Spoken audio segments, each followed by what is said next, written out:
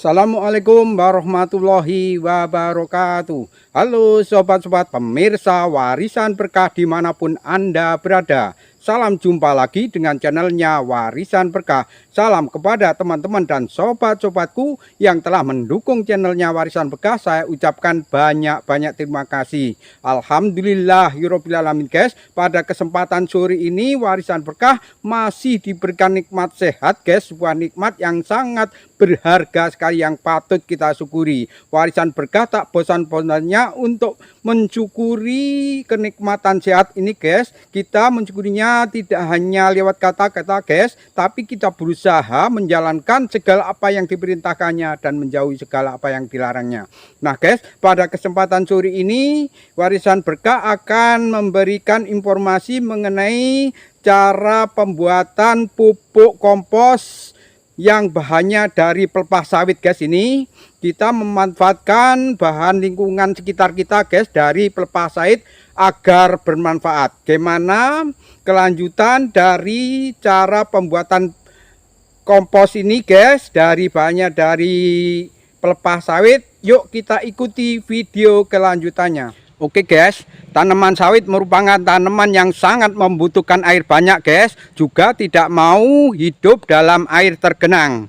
Nah, untuk mengatasi di musim kemarau ini agar kondisi tanah itu tetap lembab guys, di Warisan Berkah ini ada cara guys, yaitu dengan menutup mulsa sekaligus sebagai tambahan pupuk guys. Penutupnya apa? Penasaran? Yuk kita ikuti video kelanjutannya. Nah guys, untuk mengatasinya di Warisan Berkah ini agar tanah itu tetap lembab, sekaligus kita jadikan pupuk kompos. Warisan Berkah yang diterapkan ini kurang lebih 20 tahun guys, menggunakan pelepah. Nah, pelepah ini adalah hasil dari pruningan atau waktu panen guys. Kita manfaatkan, waktu kita panen kita manfaatkan, waktu kita pruning kita manfaatkan, dan ini kita lakukan selama 25 tahun. Nah, gimana caranya untuk penumpukannya dan pencacahannya? Ikuti video berikut ini. Nah guys, untuk caranya di Warisan Berkah ini, untuk cara penumpukannya atau pencacahannya ada 3 cara guys. Yang pertama, kita tumpuk di batangannya guys, itu yang pertama. Yang kedua itu kita tumpuk atau kita cacah di batangannya dengan jarak 2 meter dari batang guys. Yang ketiga itu kita tumpuk, kita cacah di jalur mati. Nah, kita ikuti yang pertama guys. Dan ini guys, ini penutupan mulsa dengan cara menutup di pas batangnya guys. Yang ini sistemnya pencacahan pelepah, ini sistem ditumpuk di batangannya guys ini. Nah, kayak gini. Nah, ini banyak kerugiannya guys. Ini kerugiannya yang pertama itu di sini akan rawan untuk sembunyi hewan-hewan guys, terutama hewan kalajengking, ular dan lain-lainnya guys. Ini karena di sini penumpukannya asal guys. Ini ada rongga-rongganya, rawan untuk sembunyi hewan ini guys. Itu juga semuanya itu. Ini banyak kekurangan yang sistem penumpukan di batang ini guys. Kemudian pengambilan brondolnya itu agak sulit guys. Ini brondolannya ini pengambilannya sulit, akan terjepit di sela-sela itu guys, akan terjepit di sela-sela. Dan ini bahaya juga ini guys. Ini kalau ada ketimpa pelepah, ketimpa buah sawit, ini akan melanting, akan bahaya ini guys. Apalagi asal naruh aja, asal dilempar aja nih guys, nggak ditata rapi. Ini yang sistem penumpukan di batangnya guys. Ini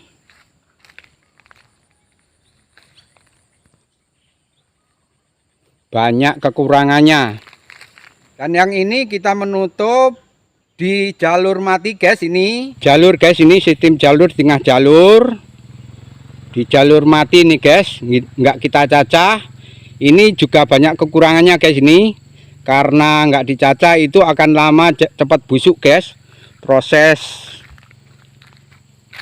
pembusukannya itu juga lama. Tapi kalau dicacah, kita taruh di jalur mati ini, itu akan sebenarnya bagus guys, karena akar ini, pertemuan akar antara sawit yang jalur ini dengan jalur itu akan nanti ketemu yang di tengah ini guys.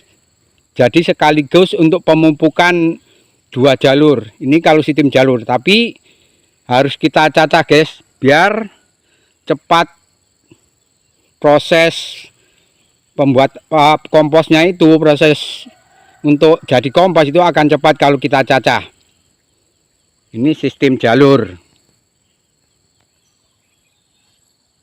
Dan teman-teman, saya anjurkan yang lebih bagus itu adalah sistem yang penumpukan di batangnya yang 2 meter dari batangannya ini guys, itu lebih efektif. Tapi terserah kepada teman-teman semuanya. Dan yang inilah yang ketiga ini guys, yang itu menutup dengan jarak 2 meter dari batang, yang kita pakai, yang kita terapkan di warisan berkah guys selama kurang lebih 20 tahun. Karena di sini banyak kelebihannya guys ini. Nah, gimana cara penutupannya? Ikuti video berikut ini. Oke guys, tahap pencacaan atau pemotongan pelepah ini sudah selesai. Kita potong pelepah ini panjangnya kurang lebih 1 meter guys. Di bawah 1 meter itu malah lebih bagus, kecil-kecil maka lebih bagus guys itu, karena nanti akan terjadi proses pembusukannya cepat. Karena kalau ditumpuk ini bisa padat guys, itu tujuannya dipotong-potong ini guys. Kemudian tahap selanjutnya kita lakukan penumpukan di sini guys, penumpukan pelepah ini. Nah, penumpukan ini enggak kita lakukan asal aja guys, kita tumpuk secara rapi guys. Nah, penumpukan ini jangan dilakukan di batang ini guys. Nanti kalau kita lakukan di batang ini, ditumpuk dibuang di sini, nanti pertama itu dalam pengambilan brondolan itu akan lebih sulit guys. Kalau waktu panen brondolan jatuh akan nyelip di tumpukan di sini. Kemudian juga rawan ada hewan-hewan yang sembunyi di sini guys, karena di sini tumpukannya ini tidak padat guys, itu ronggang, ada ronggang, itu rawan hewan. Nah, penumpukan yang bagus itu guys, itu jaraknya dari batang ini, dari tingkat batang ini 2 meter guys kurang lebih. Nah, ini 2 meter dari sini. Kemudian setelah kita jarak 2 meter, kita lakukan penumpukannya. Yang awal itu kita lakukan yang besar ini guys, ini. Nah, ini ada durinya yang besar ini, yang bonggolnya ini. Kita lakukan jangan dilumakan gini guys, itu harus kita tidurkan gini. Nah, kita tata rapi keliling. Ini itu yang besar dulu guys. Kemudian yang agak besar dikit kita taruh di atasnya guys.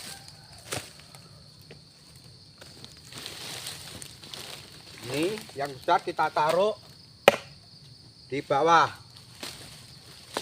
Pencacahan kalau lebih pendek lebih bagus guys, karena ini nanti akan padat, akan rapi. Kita kelilingkan terus. Tujuan ini ditaruh di bawah guys ini, supaya kalau waktu kita panen, orang panen itu kalau ada buah melanting di sini guys, kalau di atas ini dikhawatirkan nanti ketimpah, ini akan melanting guys, ini ketimpah buah ini akan melanting. Itu kalau ditaruh di atas. Tapi kalau kita taruh di sini guys, itu kalau melanting, kemudian kita tutupi yang kecil-kecil ini guys, kita tutupi yang kecil ini.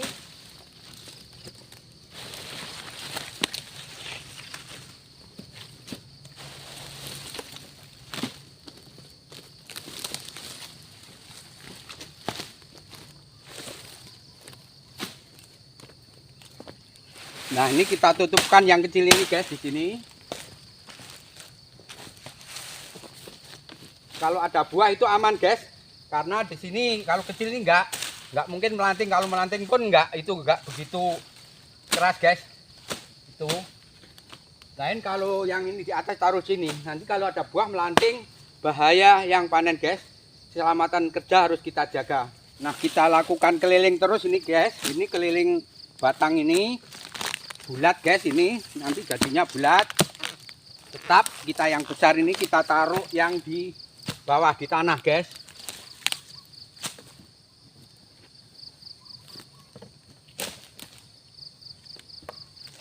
Penumpukannya ini harus rapi, guys, karena ini banyak duri, harus rapi. Kemudian di atasnya kita kasih yang agak besar, guys, yang masih ada daunnya untuk menutupi yang besar ini, guys.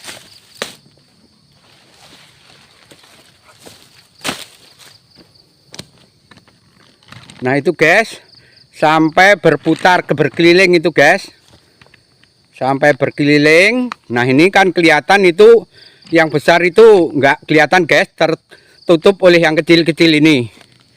Kemudian nanti kita lakukan pemupukan E4, guys, sekaligus penyiraman di sini supaya untuk proses pembusukannya itu akan cepat.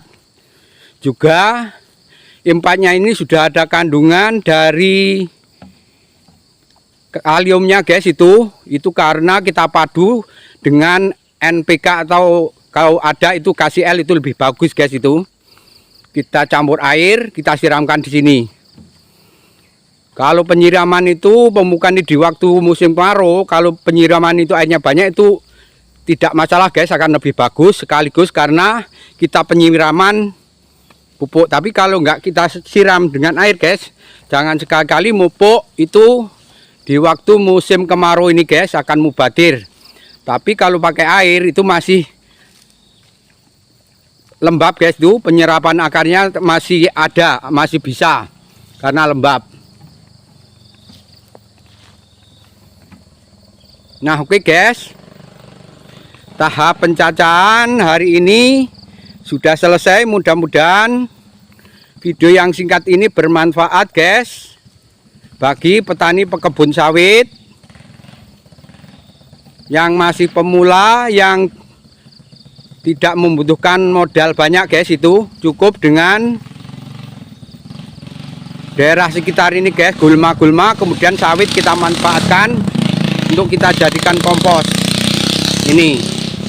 Nah, seperti di warisan berkah ini, guys, ini udah ada 25 tahun, kurang lebih 20 tahun lah, guys, itu kurang lebih 20 tahun ini memakai sistem pupuk organik buatan sendiri, guys. Itu baik dari limbah dapur itu kita kumpulkan, guys, itu kemudian dari limbah buah-buahan di pasar, kemudian dari limbah ayam potong itu kita manfaatkan airnya, kemudian bulunya, guys, kemudian dari limbah kambing kotorannya, guys, airnya, kemudian juga yang terutama ini di sekitar ini adalah dari limbah gulma rerumputan ini, guys, baik itu rumput gulma kasar maupun yang rumput ini kita manfaatkan.